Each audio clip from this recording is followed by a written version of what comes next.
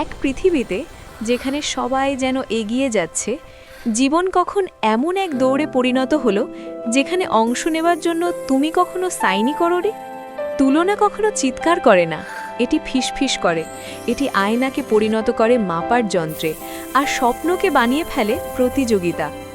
প্রতিটি স্ক্রোল যেন একটি স্মরণ করিয়ে দেয়, অন্য কারো সাফল্য যেন প্রমাণ হয়ে দাঁড়ায় যে তুমি পিছিয়ে পড়ছো।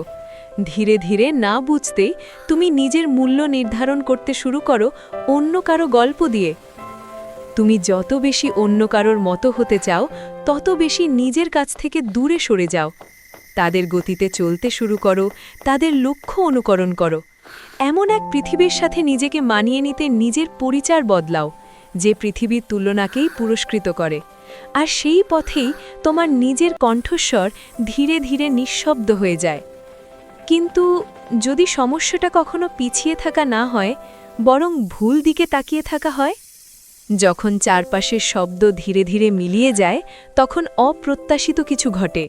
তুমি ছোট ছোট মুহূর্ত লক্ষ্য করতে শুরু করো, নিজের শ্বাসের রিদম, সেই সব জিনিস যা তোমাকে কৌতূহলী করে, সেই নীরব শক্তিগুলো যেগুলো কখনো বাহবা পাওয়ার প্রয়োজন অনুভব করেনি।